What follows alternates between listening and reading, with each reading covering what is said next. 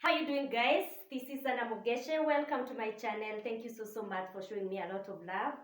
Today I have a very interesting topic that I want us to talk about. And this is a topic of an experience that I know you guys have experienced if you have a family. If you don't have a family, you have somebody who has experienced it. You know what? Lately, since COVID-19 started, I've realized we've had a lot of fights with my children. Number one, we've been fighting about space, and this has been worse. We've been fighting, oh my God. We've been fighting a lot, and Corona has taught me to respect my space, to respect the space of my children, and to respect the space of their father. That is my hobby. Did I say hobby? Hobby. Yes. I was talking to someone about my hobbies. That is why I'm calling him hobby. So it is about my hobby. So I'm working from the balcony, having fought so much about space in this house, whereby our children have to do their online classes. We've got to work. Me as their mother and their father, we have work to do. So we've been working from the house. This house has only one study room. That is where they're supposed to do their homework during school time. That is where they're supposed to do their studies. And here we are. I have to work. My husband has to work, and that is the only space that we have to work on. Of course, we can't work from the sitting room because there's a lot of disturbance. There's a young one there. Uh, so I realized that necessity is the mother of invention. This space here, which is my balcony, has not been used. It's been just a space. We never completed it, and we decided, having fought for so much space, for space for a long time, we decided to change this into an office. And so we are using this balcony as an office. By the way, I've done a whole video uh, about my bedroom. Please, if you haven't watched, please do. Uh, it is another space that needs to be respected a lot. This specific balcony is a balcony to my bedroom. So what that? You will see this was just an open space that hasn't been used, that was not used, it was not in any use, it was just a waste. I've also done the change of my walls. Don't ask why I'm using this. It's because now the balcony is closed. I don't want to sound like I'm in a hole. The sound could be funny, and that is why I've decided to use this mic to see whether the voice or the sound is going to be better. So I'm going to show you how this balcony is. How have you been fighting for space with your children? I know there are so many fights that we've had. This is the longest time that we've had our children in the house. And you know what?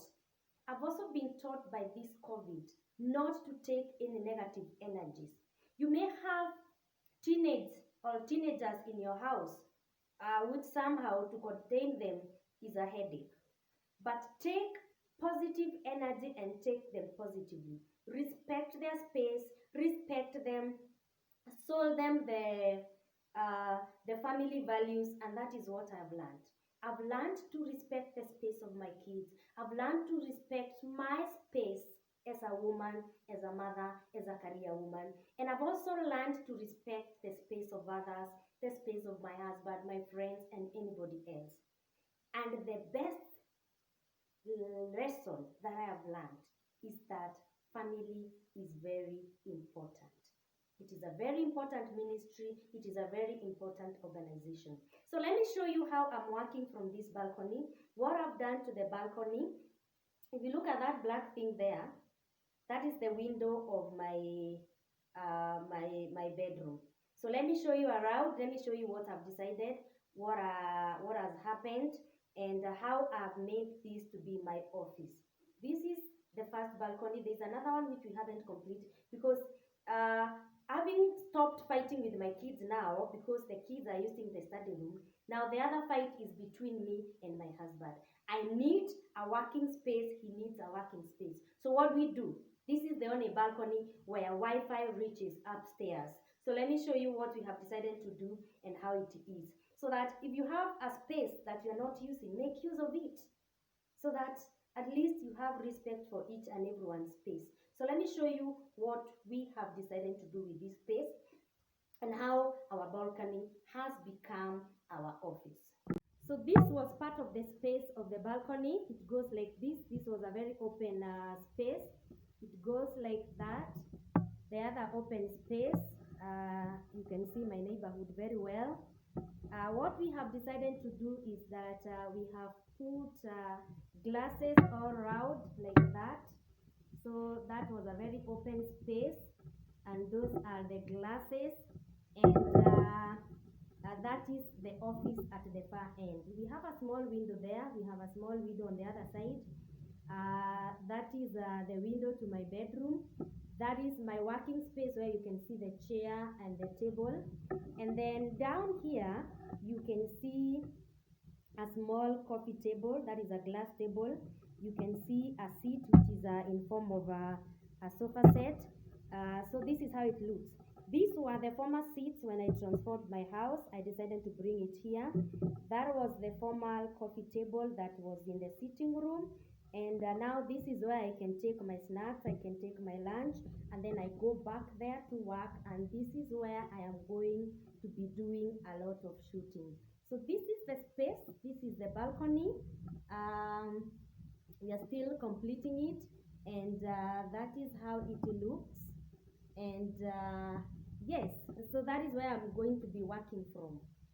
A working table, a seat, and a bit of some decoration, and it looks like it is complete. Don't forget, this is a balcony, and at least there's a space where we can work. It has some Wi-Fi, and the fight between the children and us has a bit stopped. Now we are working on the fight between the space for me and for my hubby. So guys, like I was saying, there's always time for everything. Time to fight with your children, time to fight with your hubby, time to fight with your siblings. I mean, fights are always there in the family.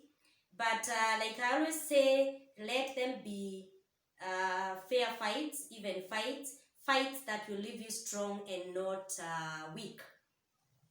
So there are those minute things that I find myself fighting with my babies or my children. For example, like I was saying, we fight for space.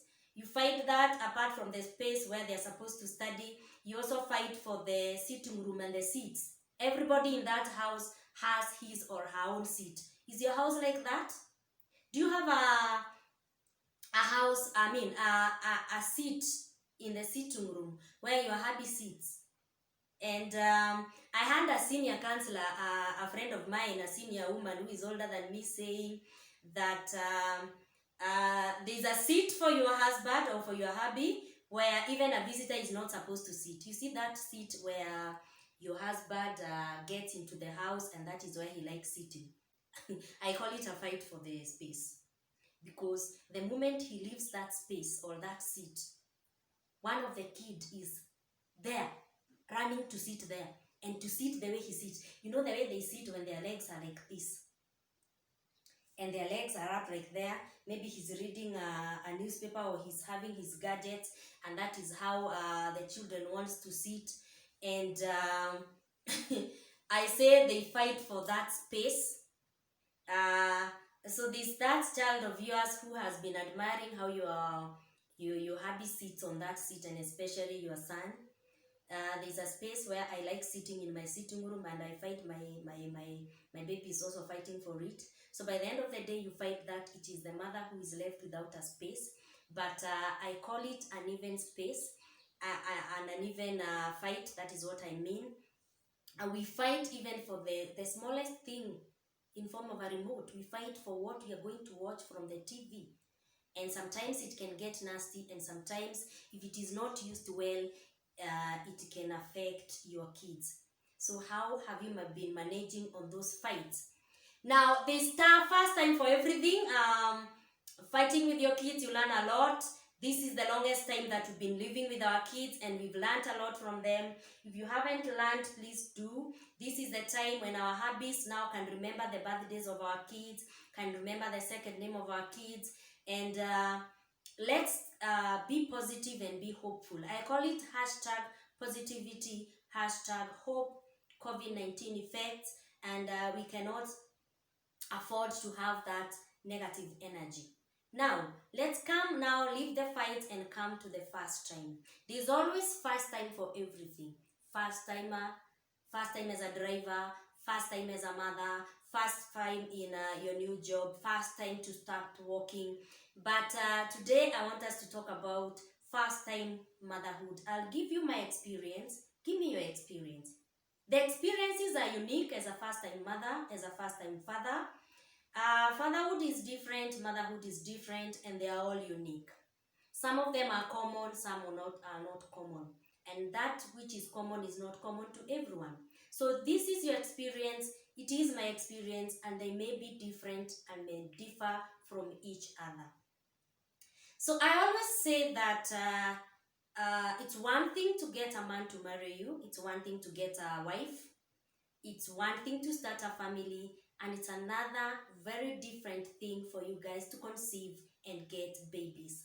Some marriages are blessed with babies, others are not blessed with babies, and I'll tell you my experience. When I was getting married, I always tell people or couples or those who are anticipating to get married to get a mentor, to get relationship mentorship. And the best of all is to have premarital counseling. It helps a lot. There's one thing that I learned from those sessions that we had during our premarital counseling, and the first thing that I learned is the best thing that I work on even up to date in my marriage is never assume. The one who was counseling us, the counselor told us that the golden rule number one in a relationship or in a marriage is that never assume. Never assume that all is well with him. Never assume all is well with her. Never assume all is well with your children. Relationship is a route, which is a journey, and you have to travel together. So my first time in motherhood, I remember this lady telling me, okay, I got a lot of negative energies about this marriage thing, and I was told, one person told me that marriages never work. But it is always first time experience. Have your own experience. Don't depend on people's experience, because down the 13 years that I've been married, I've realized that marriages are unique. Haijengwi na ya wengine. Ya Kikuyu tunasemanga the stones or the pieces of timber that you use to build yours are not the ones that I'm going to use to build mine. So they are unique. Have your own experience. When you need be, look for a professional counselor. I always do that. We are here. Hire us and let us help build hope in these marriages. So I was told, don't use any contraceptive, don't use any family planning, because it's not an obvious case for you to conceive. And because it will be your first time to conceive and you don't even know whether you're going to conceive or not. That is why I began by saying it's one thing to get married, it's one thing to start a family, wanting children, and it's another one to get those children in that marriage of yours. We all aspire to get them, but we all depend on God for that conception. So I was told not to use. So it took 2 years for me to conceive, to get my first baby. By then I was not working. I got pregnant and immediately after, I think around 6-7 months is when I got a job in the government. I've done a whole video about several episodes about my story. Please watch and see what I'm talking about. So I conceived when I had gone back to school, and I finished, I don't know whether I finished that diploma when I was trying to change my career. Then I got a job with the government. I went when I was, I think, 7 months, because I think I only went, worked for 2 months, and then I went for maternity leave. And now here I have conceived. I don't have clothes. I don't know what to wear. So I dressed how I dressed, thinking those are mother cares. Sometimes in my new place of work, that was my first time to work with the government. And some men would look at me this year of, oh my God. Kumbe, I'm wearing a top which is like this. The tummy is like this. And under there you could see the button, the belly bottom. You could see part of the, I mean, That's how I was dressing. I didn't know how. It was my first time experience. The experience of pregnancy, remember, it was the first time. It was very unique. It was very different because I had never had one. All what I would say is that I was not normal. It doesn't mean when you're pregnant you're not normal, but you don't feel normal. I forgot how I used to feel when I was normal. So it was well. Went on well, and here I am giving birth to my firstborn. I didn't know the experience of labor and all that. I labored for long, but at long last, I couldn't, and the CS were done on me. That was the first cut. I didn't also know the experience. The care was good where I was, and guess what? The experience of first-time mothers is so unique and so different. So here comes my son, my firstborn son. I stayed in the hospital, I think, for 5 days, and my baby started crying from the hospital, and I remember the nurse telling me, "Mom, here you are. Muzigo kwako sasa." And I think that is what spoiled everything. My baby started crying from the hospital, cried and cried and cried until we went home. It never stopped. So even before the first clinic, I mean, it was an experience and a half. Have you had a crying baby? A baby who cries 24/7. That was my son. It was an experience and a half. I forgot my name. I forgot the days of the week. I forgot myself. Because you know what?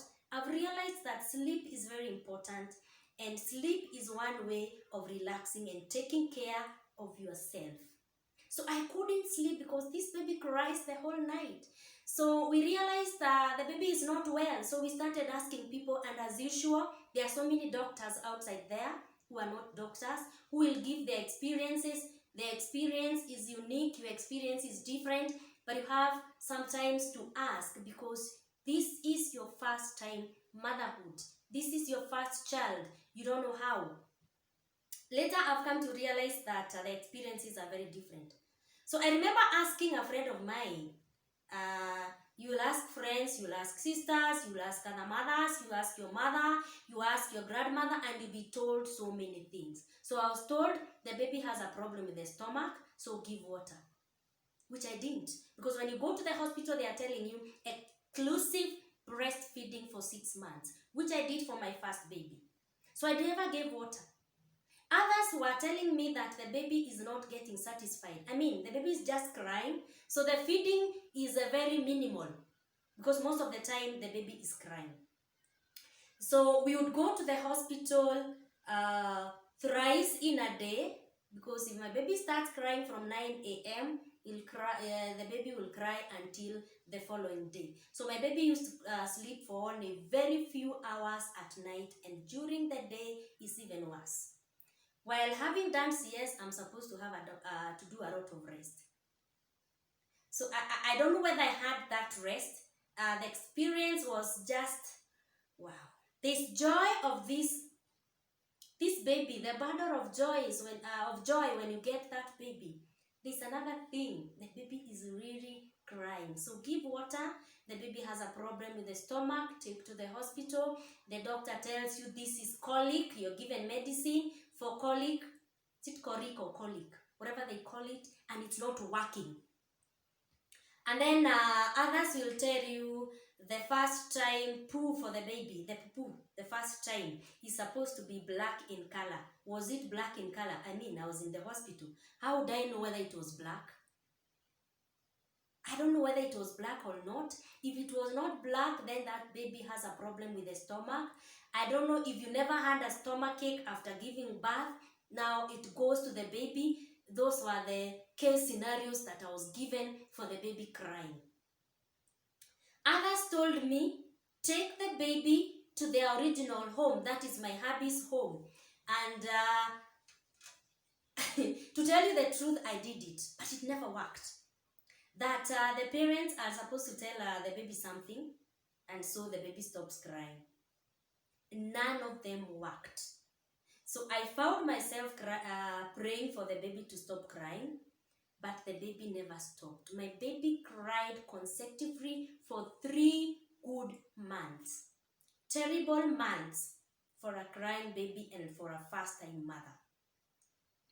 And why I'm saying it is so unique is because so many people have told me that my babies don't cry. They had their first time motherhood.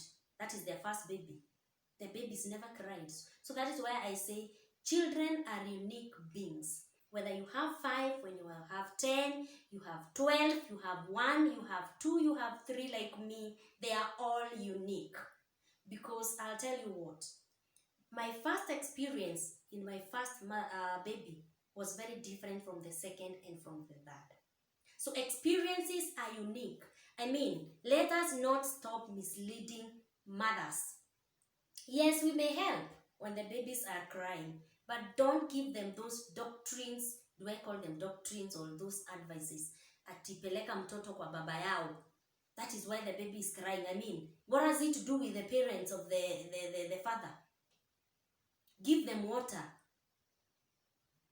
I mean, the baby, hashibi, I did not understand. Because how was I supposed to know that huyu mtoto hashimbi and the day the baby was crying? My baby cried for 3 months. And you know, when a baby is crying, the feeding is not the best.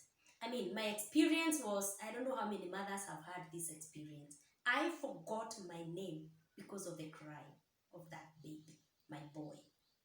He's 11 years. He is a crying baby. He's matured. He still loves crying. He cried for 3 months. Feeding was a problem. Sleeping was a problem. But the best part, imagine, is that this boy slept alone. I never slept with this boy, even when he was crying. I would take the baby, breastfeed the baby, then take the baby back to the cot. You know, see that Moses basket? The baby slept there. After sleeping there alone, I never slept with that baby. That is what I was taught, uzungu nayo. And it worked. 2 years down the line, after finishing the breastfeeding, I took the boy to his room. And up to date, the boy has learned how to sleep alone. The other experience is that with the other 2, it has been an issue. I found myself sleeping with my second born and my last born, who has not even left the bedroom up to now. So experiences are unique. That was a very unique experience with my baby. And even feeding was a problem. I did exclusive breastfeeding for 6 months, which I didn't do with my third born.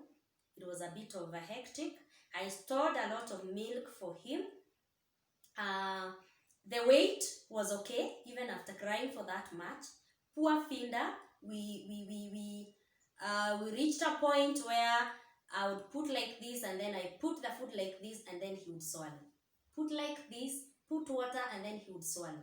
It was a very bad experience, yet a very good experience, because this was a battle of joy. Are you expecting a baby? Know that your experience is going to be unique. What I've shared here may not happen to you. It may happen to you. But how you take it, be positive, because these are battles of joy. Children are unique. They will never be the same. That is where you hear people saying, if you have 20 children and one passed on, will never be replaced, even if you give him another one or you give birth to another one. Fatherhood is also very different, because as mothers experience this, the fathers are also experiencing that. But the best part is you experience it both together and the weight is less. Please, husbands, help your mother, your wives, when it comes to bringing up these battles of joy, especially 0 months to 6 months. It's such an experience. You can make it better, you can make it bad, you can be positive, and you can be hopeful. So, give me your experience. Give me the fight as a first-time mother. Give me the fights that you've had with your kids. And you have any question about this motherhood, please do. If you have any question about these fights, ask. Leave me a comment. The best thing you can do is listen, watch to this video, and subscribe. So you guys, have you subscribed? Please do. I'm waiting for you to subscribe. This is the best gift that you can give to me. Subscribe. We are in the road show to 1,000 subscribers. I know you will make me proud um, of that. I know you love it. Please share, subscribe, and leave me a comment. Let's see how you have benefited from this corona. We should not just look at the negative part. There's hope at the end of the tunnel. There's light at the end of the tunnel. So hashtag positive motherhood, hashtag positive fights in the families, and may God bless you even as you subscribe. Now the video has been a bit long. Please do listen to the end and let us support each other. Subscribe to the channel. This is Anna Mugeche, and may God bless